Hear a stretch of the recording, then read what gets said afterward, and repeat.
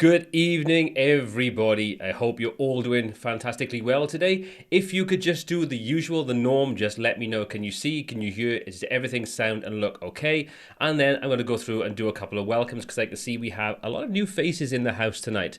So if this is your first time on a live stream, just put hashtag new into the chat so I can give you a special welcome. And for everybody that's been here before, you can put hashtag old in. You know the routine. So if you could let me know if you can see and hear and everything sounds and looks okay, that would be absolutely fantastic. And as always, I hope you're all doing really, really well. And I hope you've all got yourself a nice little drinky to while away the wee hours while we talk WordPress stuff. So can see and hear. Good man, good man. Thank you very much. See and hear perfectly. Thanks everybody. Thank you for letting me know. So like I say, if you are new here, hashtag new in the chat. If you're old, hashtag old.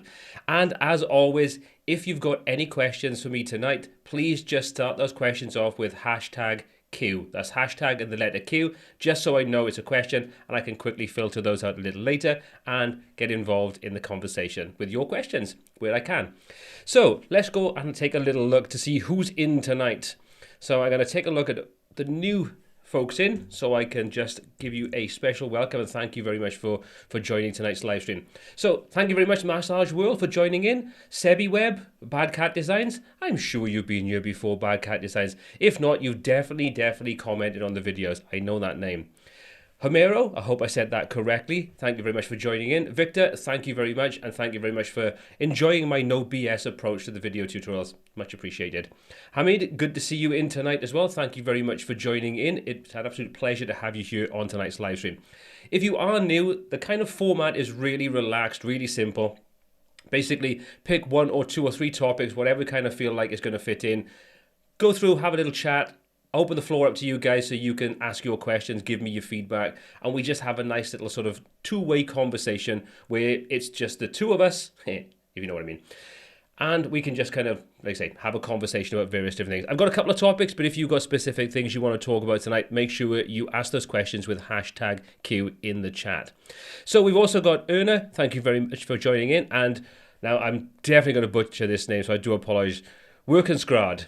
I hope I said that correctly. If not, I'm going to pop you up on screen, and thank you very much for joining in tonight. So, Sunset TV, also, thank you very much for joining in. It's a pleasure to have everybody here. If you do enjoy tonight's live stream, just make sure you give that thumbs up a little slap, because it does tell YouTube that you enjoy the content, and it helps get the word out to more people. MDN, new but oldie. Now that works for me. I don't mind. Either way, as long as you're here tonight, that's the most important thing. Okay, so, a couple of things I want to sort of talk about tonight. Mostly, I want to talk about, is Gutenberg basically becoming a page builder? Now, by this, I don't mean, is it, allowing us to create content? I'm talking, is it more a case that it's becoming more like the kind of things that we kind of feel like it's trying to replace? For example, Elementor, Divi, those kinds of things. And as we know, Gutenberg out of the box is still pretty basic, but there's I would consider to be a second wave of block level add-ons that are really opening up what you can do with Gutenberg.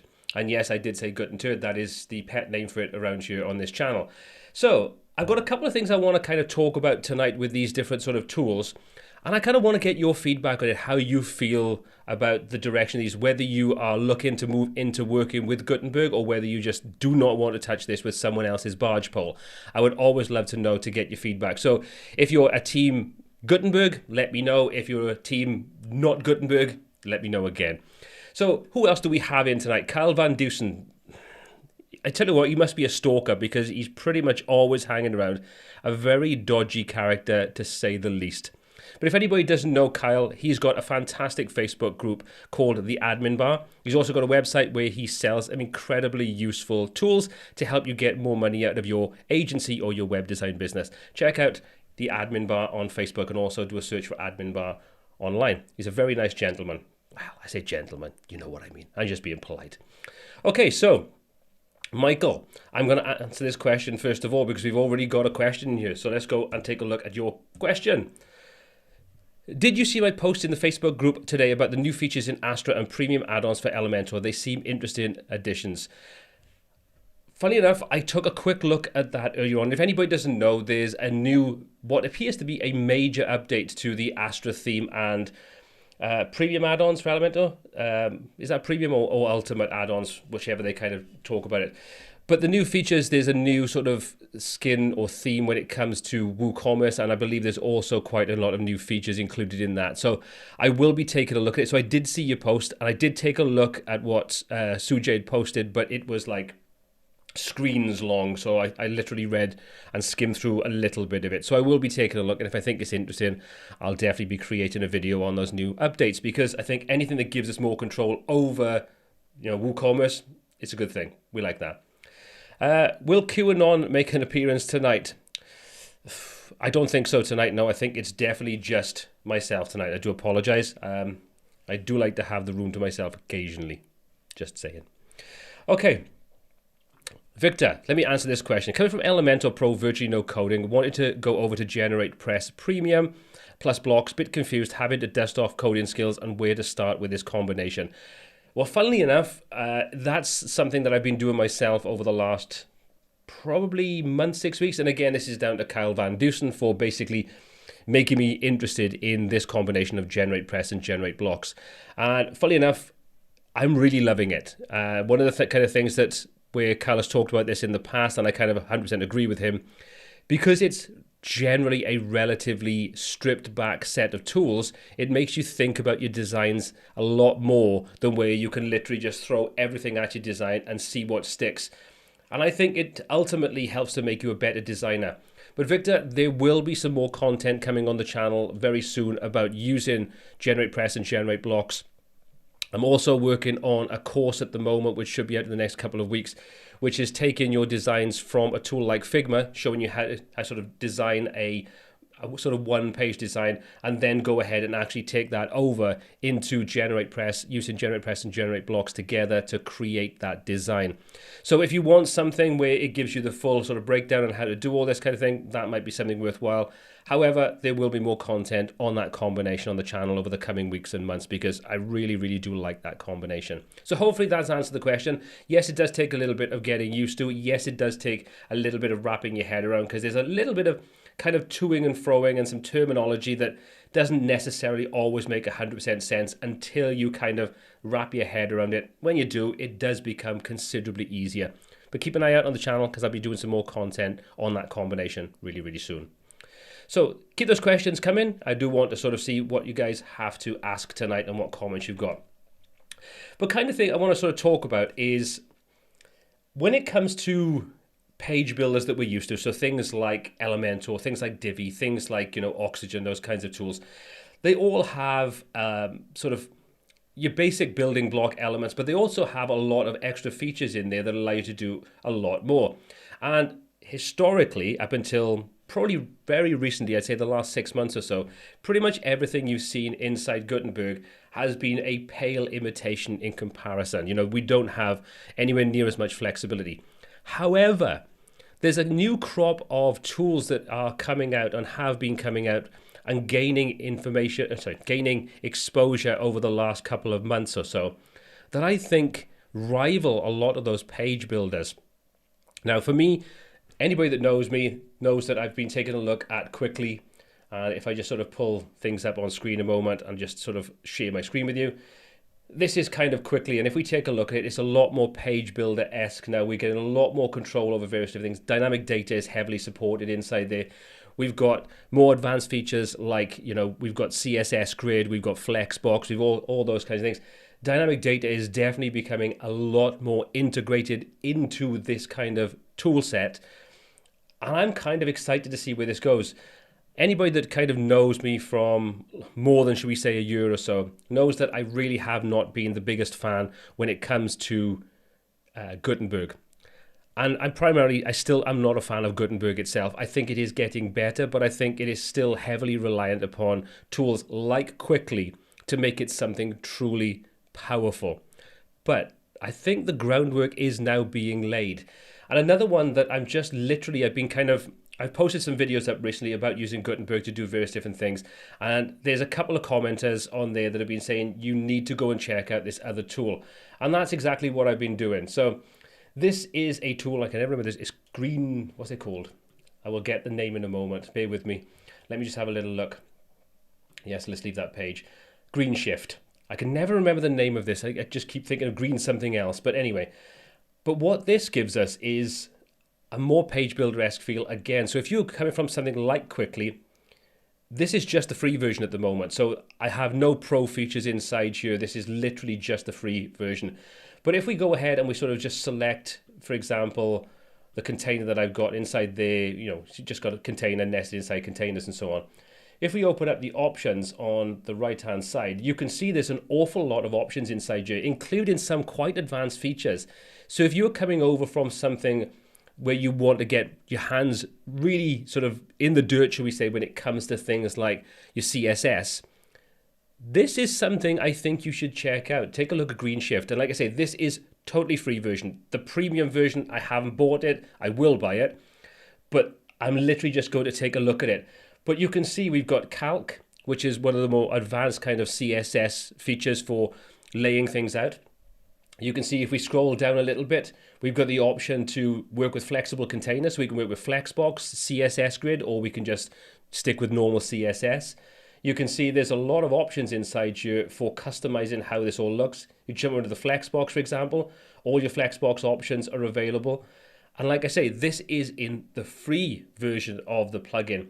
So just looking at this, you can hopefully tell this opens up an awful lot of options if you want, to be honest, more advanced features than a lot of the page builders that are out there right now. Lots of them are using Flexbox, but not that many are using CSS Grid. So I would say if you want to kind of move over to Gutenberg and you want to have those more advanced features, I would recommend taking a look at this particular plugin. Let me know what you think. I will be covering this in a couple of videos over the next couple of months alongside some more advanced things with Cwicly and so on. But you can see there's tons of options. There's a query controller inside here. So you've got all options for queries and things like that. I think it's kind of exciting where these are going. And again, like I say, the same thing goes for Cwicly. There's an awful lot of options inside here for how you work with building things. And this is kind of where I'm coming from with this. Like I say, up until this point, I've been really reticent about getting stuck into working with Gutenberg-based block tools. But the simple fact is, using tools like this speeds up the optimization process, because as long as you're using best practices, you know, you're optimizing your images, you're being sensible about how you lay things out, you know, just sticking containers inside containers and getting, you know, your divception kind of problem. These are really pushing the boundaries of where Gutenberg is right now, and pushing the boundaries in comparison to some of those page builders that are out there. Like I say, comparing the fact that Greenshift is the free version and then compare that to like the free version of Elementor, I think you get an awful lot inside that plugin for zero cost. So that's kind of where I'm coming from. That's my kind of thought process at the moment. But what do you think? I mean, are you using Gutenberg? Are you kind of still just trying to stay as far away as possible because of, well, just Gutenberg itself, basically? Let me know. Let me know in the chat. Like I said, if you've got any questions about these tools or anything else to do with Gutenberg at the moment, #Q, ask me a question. But let me know your thoughts. Have you tried out Cwicly? Have you tried out Greenshift? What are your thoughts on these tools? I know there's quite a few people that are really digging what you can do with Cwicly, but you may not be aware of Greenshift and you may want to check it out. So, like I say, try the free version out if you're looking for something that has a lot of advanced layout features. That might sort of tick those boxes for you. But let me know. Right, let's take a little look at what questions you lovely folks have for me tonight. Let's have a little look. Okay, MDN. What do you think, considering the topic and already purchased Bricks license and confirmed compatibility with Gutenberg, is Bricks the future? I don't think anything is the future, because I think when it comes to anything to do with technology, especially when it comes to, you know, sort of web design and things like that, it can change so dramatically and so quickly. Bricks is a really solid platform right now, and I hope it has a long future, but I don't think anyone can kind of predict where it's going, because more tools like this, which are built around the block level editing, kind of give you more control of the core of WordPress. And you take a look at some of the tools, like if we take a look, for example, at Cwicly, we take a look at GenerateBlocks. What they're doing is they're kind of circumventing the full site editing right now. So they're kind of doing it their own way. Whether that's a good thing or a bad thing, long term, I don't know. But full-site editing at this point in time, I don't personally think is mature enough to be something that I would really want to get stuck into. And there's not a massive support just yet for enough themes to give, I think, enough kind of control. Oh, sorry, I can't say control. Enough choice of starting points. And I still think full-site editing is just really clunky at this point in time. It's not intuitive. I don't think it's geared towards people that are DIYers new to sort of working with WordPress, and I think it adds a lot more complexity than it really should do when you look at how easy it is to create layouts with a tool like GenerateBlocks and GeneratePress, with a tool like Elementor. They're very easy to get your head around because everything stays the same, whereas when you kind of jump into full-site editing, it all just kind of looks a bit bare and empty and kind of doesn't give you any cohesion between your design elements. That for me is one of the biggest problems, and still is one of the biggest problems when it comes to Gutenberg itself. But I'm finding with Cwicly, GenerateBlocks, those kinds of tools, I am feeling less of this kind of frustration where you've got the separation between the front end of your design and your site to the back end. While it's still not perfect, you are getting closer to what you're seeing in the back end is much closer to what you see in the front end these days, which I think personally is a good thing. It's what we've been missing generally. So I hope that answered your question anyway, MDN. So like I say, I don't think any tool is the future of WordPress, but I think if you were going to put your eggs into a basket when it comes to a page builder, site builder, Bricks would probably be the one that I would say is the most exciting at this point in time. That's what I would kind of think at this moment anyway. Right, what do we have? Let me go. Nicholas, how do you think Cwicly compares with GeneratePress and GenerateBlocks? I think from a technical standpoint, it probably blows it away, because if you take a look at something like Cwicly, it is much more powerful. It has a lot more features, but with that comes a much steeper learning curve. If you take a look at something like GeneratePress and GenerateBlocks, within a couple of hours, you could be up and running and comfortable with working with that and building your designs, and you could have sites up and running in probably relatively quick time. I think when it comes to Cwicly, you've got a steeper learning curve in the same way that with tools like Oxygen and things like that, there is a steeper learning curve. However, I think you have more pro-level features, should we say, and more advanced features built into Cwicly. I think it's a much more powerful platform. But as I've always said, for me, I would use GeneratePress and GenerateBlocks for a certain type of project, and I would look at using something like Cwicly for potentially probably a more advanced project where I might need a more finite level of control and more advanced features. That's where I would kind of look. But I don't think one is better than the other. I think they just have different use cases. That's the way I would kind of look at it anyway. Right, let's hide that one. Right. Rashid, is Bricks better or Cwicly? Which way should I go? Only you can kind of answer that. I mean, if you look at Bricks is more of a traditional page builder stroke theme stroke site builder, which uses its own technologies. Whereas if you look at something like Cwicly, this is building on top of the block-based way of working inside WordPress. So if you want more future-proof in the core of WordPress, then something like Cwicly would probably be a better option. However, if you want probably an easier time of building just using WordPress as the kind of foundation and not caring so much about that block level element side of things, then Bricks is probably the way to go. Again, I still don't think there's one better than the other. I think it comes down to your preference. I mean, the problem I can't say the problem. Both of these give you like a 30-day money-back guarantee. So I would suggest whichever one kind of catches your eye to start off with, and you think, actually, that's kind of where I think I want to go. You can buy it, you can try it. If you don't like it, you can refund it. And, both of these are going to give you no problem whatsoever. And if you do decide to grab Cwicly, whether you use a link of mine or not, if you just use the code WPTuts, you get 20% off if you buy it anyway. And obviously, you can get your money back if you don't like it. So that's what I would suggest, because I think what would resonate with me and the way that I might like to work might be completely different to what you're looking for. So my recommendation would be based upon what I feel I would like to use. So probably not the answer you were looking for, but it's probably the closest to the answer that I can give you, if that makes sense. Okay, I'm not even going to try to say that. Ligtev, hope I said that right. Can GeneratePress plus blocks My God, I've literally had a couple of mouthfuls and I can't speak already. Can GeneratePress and GenerateBlocks replace Elementor for marketing websites and landing pages? Really looking to get away from Elementor? Absolutely, no problem whatsoever. I've built several different pages and some sites with GeneratePress and GenerateBlocks, and there's no reason why you can't. The only difference is that with Elementor, if you're using the Pro version, you'd have a form builder built in. So if you wanted to connect that up on your sales and landing pages to your marketing system, your CRM, whatever, then you're not going to have that as part of GenerateBlocks. You'd need to have a dedicated sort of form builder. And there's tons of options available, free and pro versions.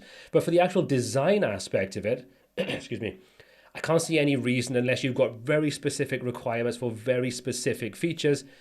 But what I found is GenerateBlocks and GeneratePress work really, really well if you want to combine those with other block level tools. So there's lots of different ways in which you can expand the tool set if you need specific things. That's what I would say. But yeah, there should be no problem at all building pretty much any kind of site like that, especially with the new 1.5 release of the Blocks plugin. Even if you go for the free version, that's now got full dynamic capabilities and query builder and a ton of options. And only if you need things like related posts and stuff like that do you really need to look at the pro version of the Block plugin. There's an awful lot you get included in that free version. It's really powerful. And I did a video on that probably about a month, 6 weeks ago. I think it's called I Can't Believe This Is Free. It's GeneratePress and GenerateBlocks. Have a look at that and see how powerful that is. It's really good. And like I say, totally free. Okay, Rishab, I hope I said that correctly. What are your thoughts on Breakdance Beta 2? To be honest, I haven't tested Beta 2. I only tested the alpha when I did my original video. I did watch the video today that Lewis put up about the new feature that's come to it. And while I think that looks exciting, and my first impressions of Breakdance, the original sort of video that I did a couple of weeks ago, I didn't really say anything negative about it. I think there's an awful lot of really powerful, useful features inside that builder. My kind of concern is that it feels like where this new feature that's in alpha that was released the video today, which let me just see if I can find the information on that. I did have it on the Facebook page. That kind of concerns me in the fact that seems like a really powerful advanced feature that's kind of going against what the whole point of what Breakdance was. It was to kind of to compete with Elementor and therefore be easier to work with than something like Oxygen. Whereas if you look at the new feature that's been added in and released in the alpha, bear with me, let me just see if I can find, the Element Studio, which allows you to build your own elements, including like JavaScript and CSS and all this kind of stuff. That to me is a really advanced feature, something that you would expect to see in a tool like Oxygen, and not really what you expect to see in what it's intended to be, a more beginner-focused kind of tool. So that's my kind of concern, is are we going to see, is this a sort of beginning of a kind of confused direction of where this is going to go? For me, I would much prefer to have seen less time spent on stuff like that and more time spent focused on building out and getting out of alpha and beta and getting a product that can be sold with the fundamental tools that need to be in it to sell it, and then start expanding what you can do. And for me, I think that's something that just muddies the water with, is this going to be an Oxygen replacement? With all those features that Oxygen users wanted that have been kind of brought over into Breakdance, and some other things that maybe third-party plugins were doing, at which point then Breakdance stops being about the beginner DIYer Elementor kind of crowd and then moves on to go back into the Oxygen camp. So for me, I'm a little bit sort of confused as to what direction they're looking to go in with this. And yeah, I think it just needs some clarity and some vision of, right, let's focus on getting the product ready, getting it out of alpha, getting it out there and sell it. Because one of the comments that I kind of made was, all the feedback kind of came back in the Breakdance group as being really positive about, or most of it at least from what I read it on, about this new feature.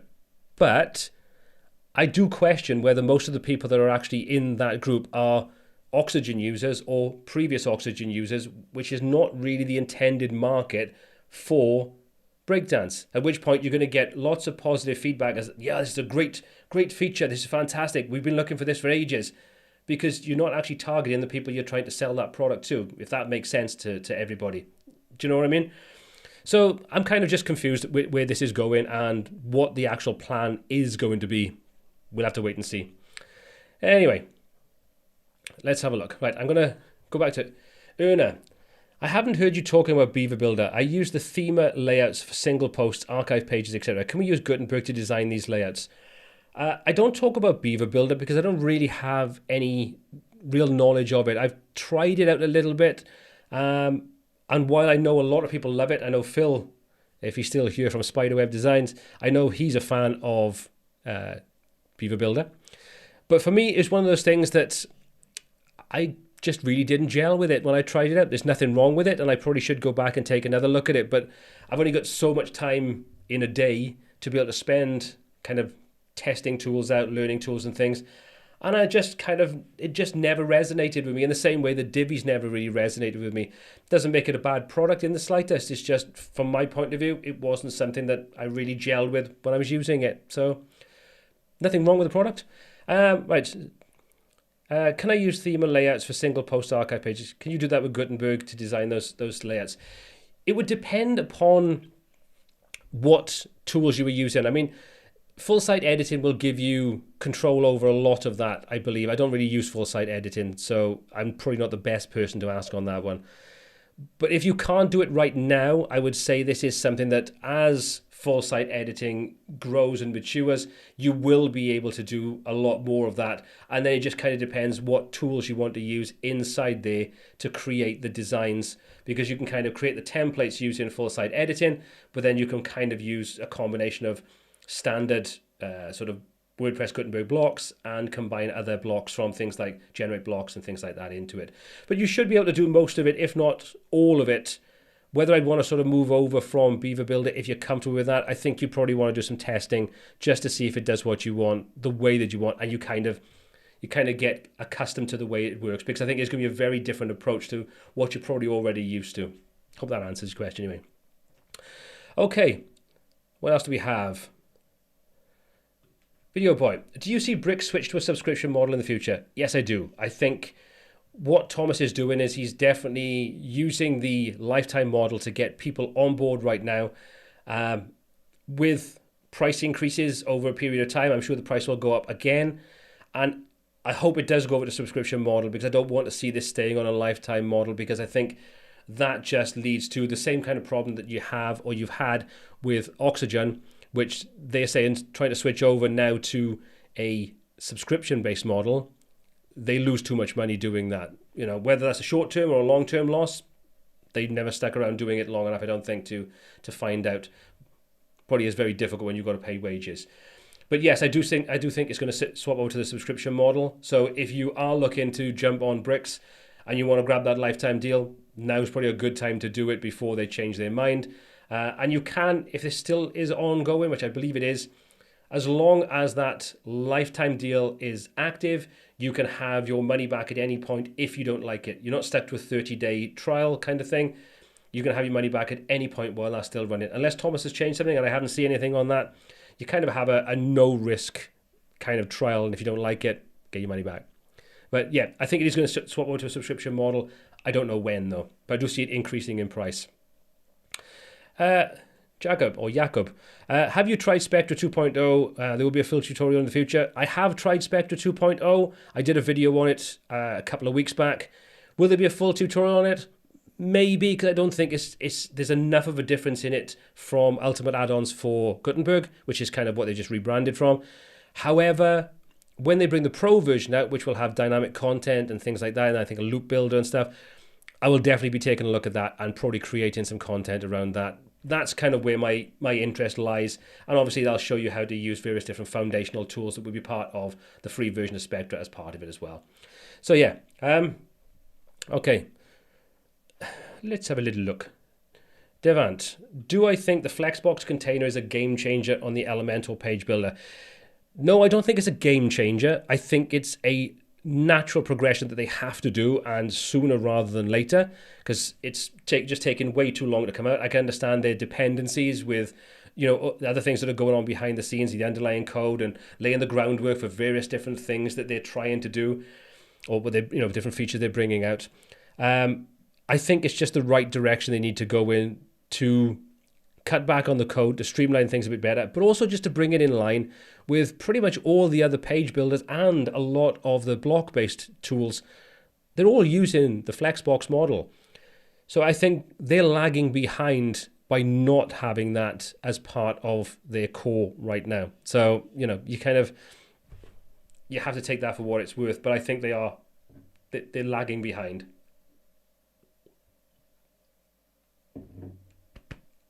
Oh, excuse me, need to choke then. Rashid, bricks lacking interactions and animations. If they add interactions like Cwicly, then there'll be no competition with bricks. What are your thoughts on that? I don't really use animations too much, but I think we've got to be careful that we don't end up with the same problem as you've got with Elementor, which is they've included so many things that I think are nice to haves for a lot of people, but not integral to the core that a lot of people would actually use. That I think that's part of the reason why it has become a little bit bloated, has become slower, even though I know they're making, you know, sort of inroads into speeding up various different aspects, those kinds of things. But I think they need to be careful that we don't end up including lots of things that only a portion of the user base would actually use. The other way that I would like to sort of see it would be that if they add things like this into bricks, is that it's something that could be enabled and disabled. So it's not on by default, but you can switch it on if you want to, when you want to use it. And therefore, you know, that code and that extra JavaScript and those kinds of things that are being used for that are kind of just taken out to make sure that everything is streamlined. However they decide to optimize it, if they want to use it and include it, then cool. For me, it's not something that I'm that bothered about it being in the core of bricks moving forward. So that's kind of where I'm going with it. But like I say, that's just my use case. I don't really use animations and things. So for me, there are other things that I would feel more important. Okay, Mark, can you do a tutorial on the bricks button hover effect? I've watched their videos and I can't get the feature to work. I've never actually looked into it, but I can take a look. I can't guarantee if and when I'll make something like that, but you know, I do want to sort of take a look more at bricks and things, especially when 1.5 comes out, because I think 1.5 is where a lot of the big things are coming to kind of a culmination. The only thing that's still missing, and I know you can do it programmatically, is the conditional logic, which I believe will probably be 1.6. That's when they'll probably bring that out.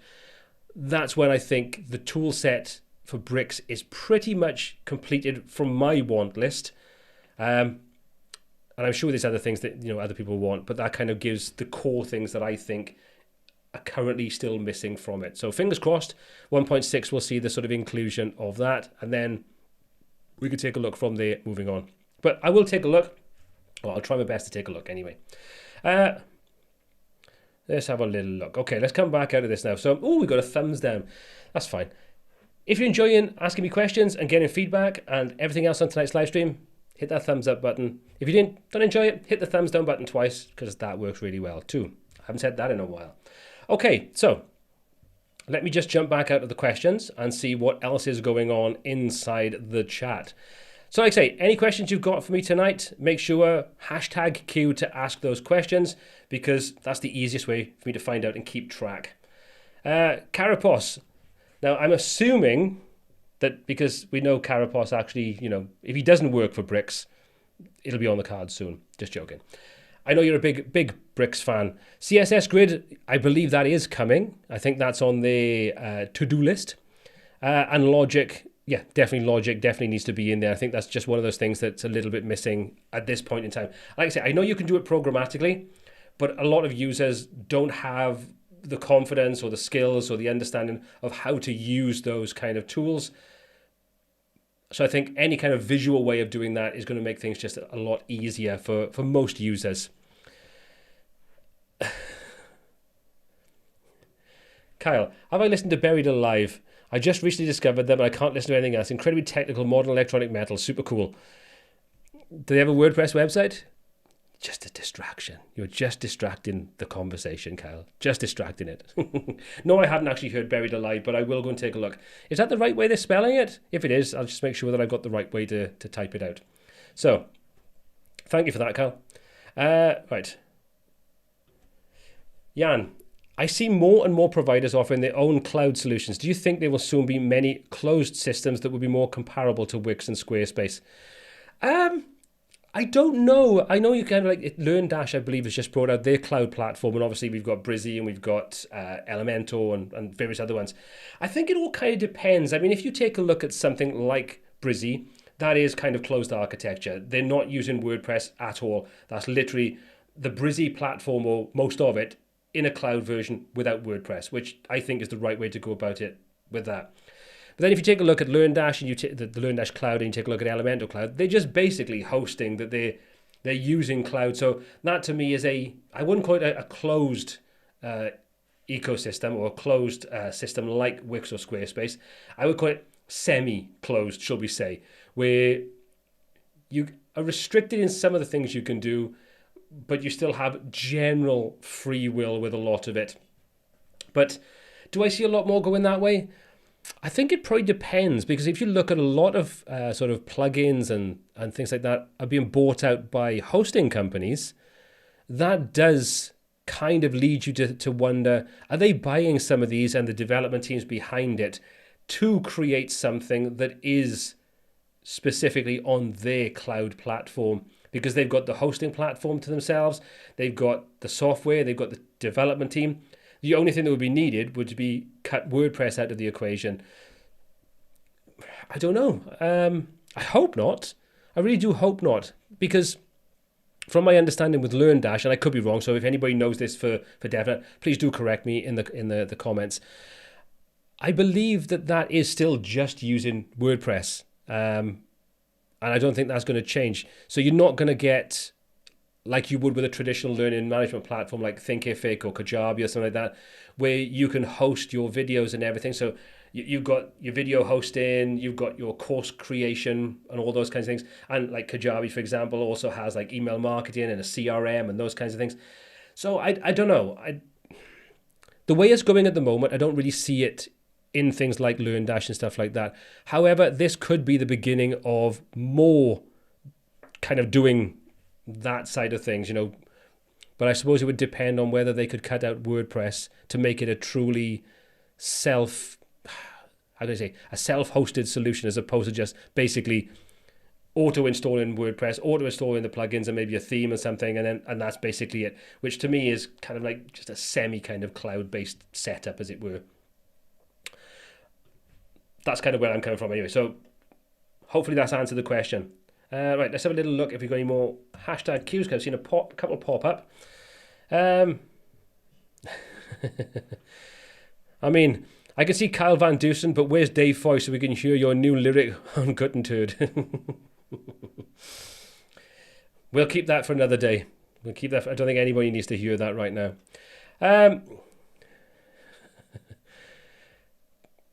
Michael Wright, continue the distractions. I need to come down to a Kamikaze Millionaires gig sometimes.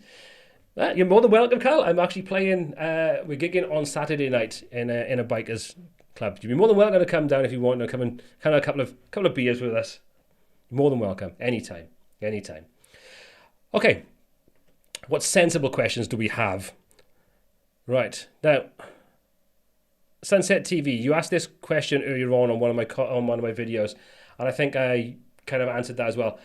With this, you're going to need to create a front-end dashboard. And to do that, I've got videos. If you do a search on the channel for front-end dashboard, you'll find there's quite a lot of video tutorials on showing you how to do it. They're not specific to creating a tenant-based kind of dashboard, but once you understand the basics of how to create the dashboard, how to filter the information to only show the logged-in users' information, whatever info you want to put on there then is relatively simple and straightforward. So do a little sort of check on the channel, front-end dashboard, have a look. There's several video tutorials on various different tools, some of them free, some of them paid for. Watch those, try them out, get accustomed to the way it works, and then you can create basically any kind of content in there you want for allowing people to update their information, update information about the properties, upload files, whatever you kind of want to do. You can do all of that from a front-end dashboard and then keep everybody out of the back end.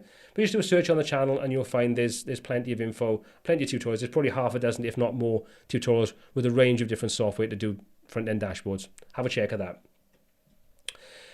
Right, Marcus. Do you have any experience with CSS Hero or YellowPencil? Are these tools meant to be used on top of page builders or instead of page builders? I have experience of CSS Hero. I've done some work with them many years ago, and I've used the plugin myself on quite a few different sites. Is it intended to be used on top of a page builder? Not really on top of a page builder. The way that CSS Hero works is you create a separate CSS file with any alterations you do. So what you can do is you can kind of create your pages using something like Elementor, for example, and then you can open up CSS Hero and you can sort of target anything you want by just visually clicking on it and then making whatever changes you want. And like I say, the nice thing is because it creates a separate CSS file, that doesn't interfere with the core CSS files. And if you have any kind of conflicts, you can literally just disable that. It'll take that away. And you can also, if I remember rightly, unless they've changed something, you can also just kind of turn off CSS Hero afterwards and just copy the CSS code that's generated from it and paste that into your theme file or use code snippets or one of those kinds of tools to separate that out and not have to have CSS Hero installed all the time once you've done your modifications. And CSS Hero and probably YellowPencil, I've got no real experience with that. They're great if you're working with something like WooCommerce, which generally doesn't have a lot of customization options. So if you want to change buttons and change layouts and turn things on and off and stuff like that, you can do a lot of that using a tool like CSS Hero. And then, like I say, just save the CSS out. And if you want to turn off CSS Hero and just copy the code over, you can do that, no problem at all. It's really, really easy to do. And again, if you take a look on the channel, just do a search for CSS Hero. I think I've probably got maybe 4 or 5 videos on how to use it. And I think I won't be surprised if I've done one on there where I actually use it with Elementor as well. So have a look. I know I've done it with WooCommerce. Okay.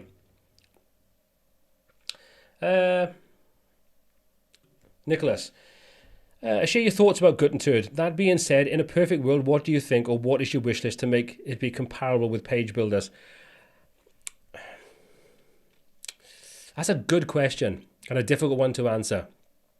I think if we could create, if you take a look at things like Cwicly and you take a look at some of those kinds of what I would consider to be like the second generation of Gutenberg add-ons, they're already doing probably most of what a tool like Elementor can do. If you've never taken a look at Cwicly, have a look at some of the videos on their channel. Some of them are quite short, but once you see what you can do, you could probably do pretty much everything you can do inside a tool like Elementor, and some things you can't do. Like I say, CSS Grid is supported and actively supported in there. You've also got Flexbox is fully supported in there. They're working on their WooCommerce integration. Cwicly is ridiculously powerful right now, and it's still relatively a young tool. So if they keep on the pace that they're going at the moment and working the way they are at the moment, especially like the video I did a couple of weeks ago with the query builder, that is incredibly powerful. Those already are filling the gaps to what I think is becoming, I can't say the perfect way of working, but I think what it is doing is it's giving us a more page builder-like experience and giving us a lot of really advanced tools to be able to create, sites as complex and comprehensive as you want them to be without having to rely on those page builders. My only concern is that we just end up with a kind of replacement for page builders in the block level environment, and they just end up bloating everything with tons and tons of code. So far, they seem to do a really, really good job. And for me, this is why I kind of like GeneratePress and GenerateBlocks a lot of the time, unless the site wants something really complicated, because you've got like 6 blocks in there and you can build most things with it. And it's really, really lightweight. You can get 90 plus Google PageSpeed insights, up to the 100 mark when it comes to GT metrics, with little to no effort and no real need for adding things like WP Rocket and CDNs and those kinds of things in, you can get really good scores. So as long as whatever comes next, with tools like Cwicly and things like that, they don't end up just kind of causing the same problem we're trying to get away from by moving away from your typical page builder, then it's a good thing. Hope that answered the question. Adrian, thank you very much for joining in tonight. I know this is your first time on a live stream, so thank you, and thank you for asking the question. And have I used Webflow? If so, what do you think about it? I have used Webflow. I've tested it out. I've tried it a little bit. I think it's an incredibly powerful platform. I think in the right circumstances, for the right type of client or the right type of project, I think something like Webflow is probably the right way to go about it, because it reduces and removes those headaches that we have when working with any kind of WordPress-based website with updates and, security issues and all those kinds of things. But I do think it comes with a bit of a learning curve. But the official tutorials are some of the best out there when it comes to Webflow. So if you want to learn how to use Webflow, they are really, really good. And again, this is one of those things when I say when you start working with CSS sort of grid and you start working with flexbox and those things, if you then go ahead and take a look at a tool like Webflow, the transition becomes considerably easier because they're already using that technology. So once you're used to working with it in Cwicly or, whatever tool you're using, transitioning over to something like that becomes a lot easier, and you could relatively straightforward create your sites inside Webflow when you have projects that need it. And then you get all the benefits, like I say, of the interactions and the animations and all those kinds of advanced features that Webflow kind of ships with it. So I think if you are interested, Webflow is definitely a solid platform and worth checking out. And like I say, the transition, I think, is easier once you kind of come from tools where you're using containers, you're using, Flexbox, CSS Grid, those kinds of things. Technology is pretty much the same. Okay, Andy. I have trouble understanding why Figma is used versus design either in full site editing or page builder. I just don't get the advantage of Figma or a similar tool. I was exactly the same. I have exactly the same mindset as you until I actually started using it and started putting together for the course that I'm working on and some bits and pieces prior to that. And the reality is you can create a prototype design much, much quicker than you can in a page builder.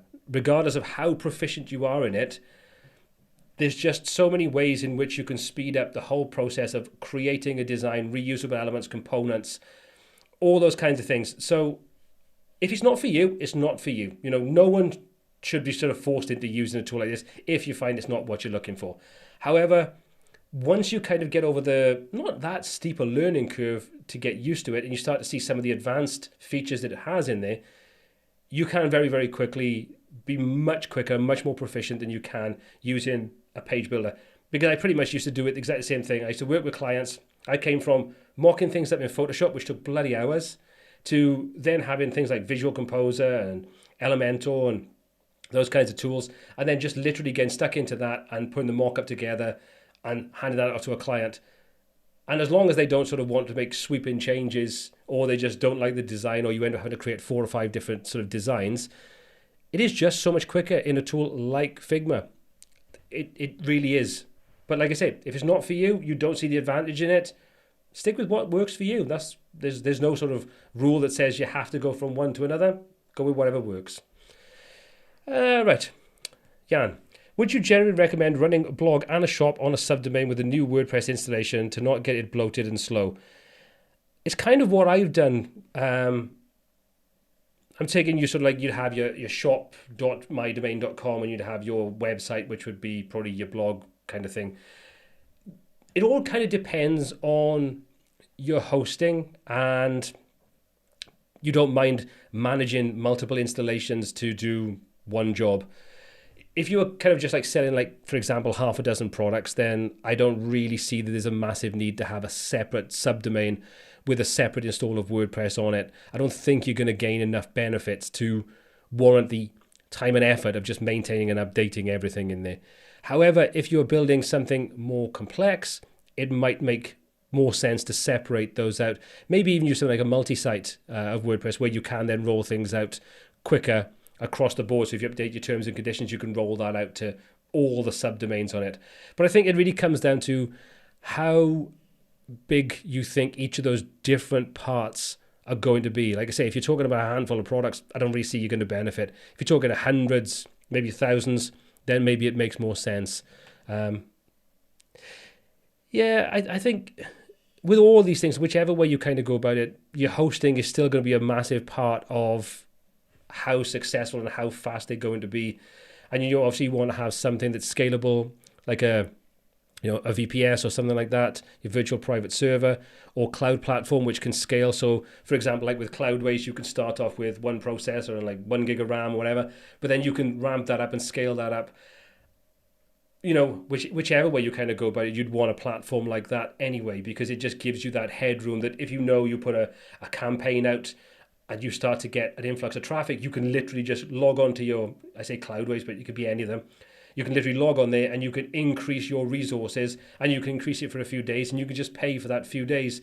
So I think before I would worry about that, I would look at how much traffic do I think I'm going to get through, how much information is going to be on any of those, and what kind of platform am I going to put them on that allows me to scale to cope with potential influxes and spikes in traffic and that kind of thing, or at least allow you to scale as it starts to grow, develop, and increase traffic. Hope that helps a little bit anyway. Wow, we're almost 10 to 9 already, flipping heck, that's gone quick. Okay, so any more questions for me, please do start those off with #Q. Hopefully I've answered as many questions as I can for everybody tonight. So we're going to give it about 10 minutes or so, and then I'm going to call it a night because I don't want to keep everybody here. And if I'm honest, I could do some food and maybe drink some more beer. So if you've got any more questions, please do #Q and let me know. But let me ask you a quick question. Have you already started to transition away from tools like Elementor or Divi or Brizy or any of those page builders over to Gutenberg? And if you have, what kinds of tools have you started to work with inside Gutenberg? Are you just trying to stick with just Gutenberg and maybe look at full site editing? Or are you kind of looking at tools like Cwicly, like GenerateBlocks, any of those kinds of things? Let me know what you think. Drinks rock. Thanks, Imran. Let me know what you think. I know some people are very much ardent supporters of the page builder, and having tested Gutenberg, the core Gutenberg, should we say, I've absolutely hated it and never want to go back and look at it again. But I was very much the same, and I kind of think just this next generation is opening my eyes to what can actually be achieved with Gutenberg underneath it. So,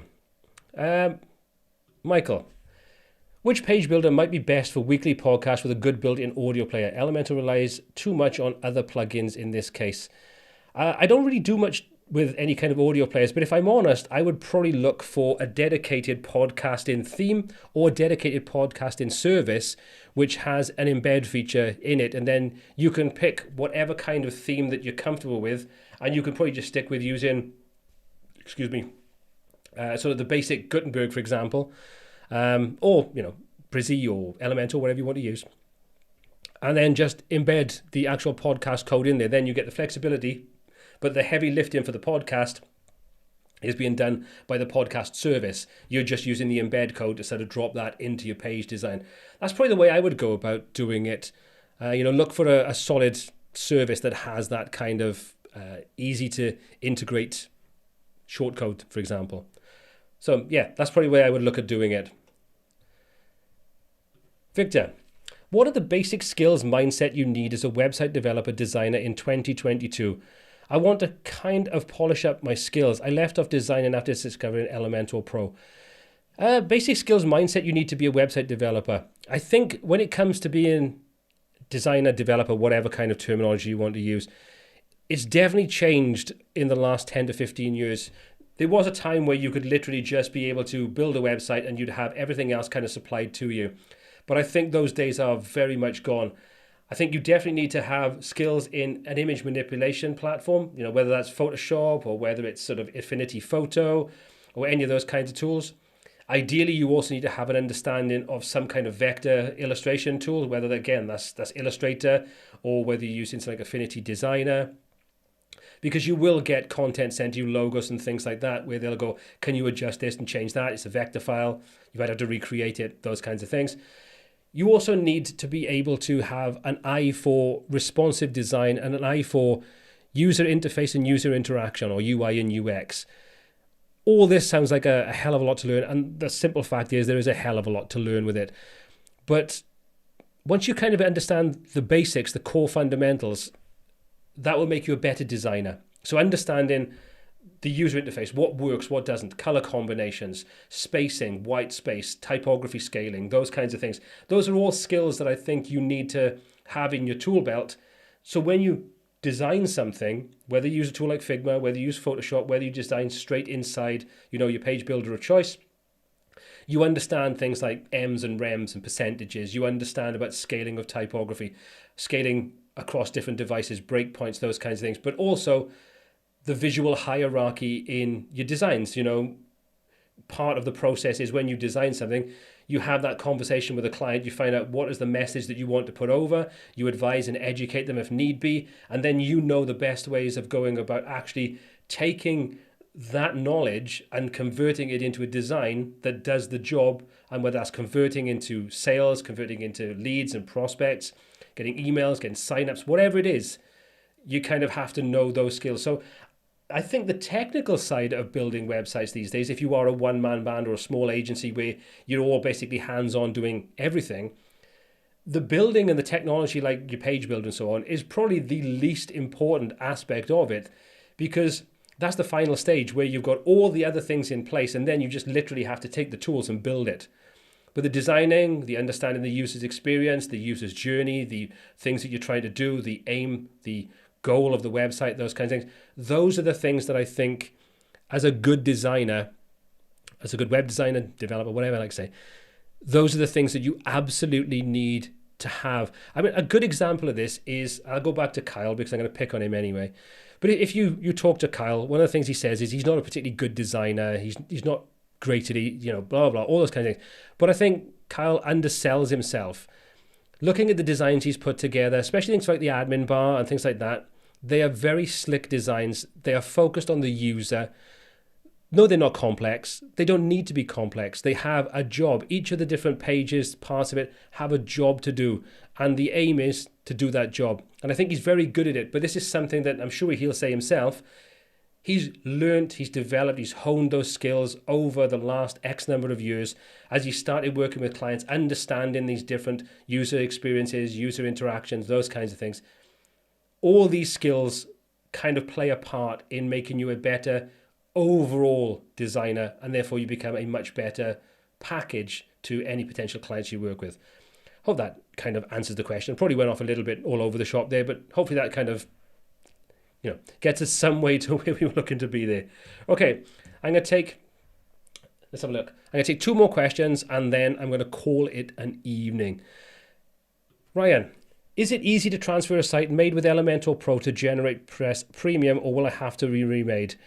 By transfer, I'm assuming you probably mean to kind of like take that design and convert it over. There's no easy way of converting it, but you would have to rebuild it. There's no two ways about it. They're totally different technologies. How you go about it would depend upon how you've built things. Like, for example, if you have a website that has a heavy blog content and that's just literally just using Gutenberg or the classic editor, those kinds of things would be relatively easy to transfer over. You could just transfer those over without any real problem. But pages designed inside Elementor, that would obviously be a different thing. But to take your design and transition over, it depends on the complexity of the site design you're working with. I've done a couple of tests myself using that combination. And other than a couple of little stumbles where it's like, how would I go about doing that? And maybe there's a couple of little things here that I think, I can't do that the way that I want. And there's either a workaround to it, or I just have to look at, modifying how something is achieved or change the design slightly.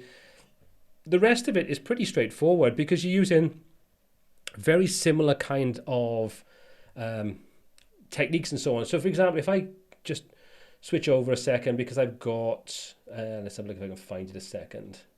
So for example, I'm currently working on the content of my course. So this is where I'm converting a Figma design over into GeneratePress and GenerateBlocks.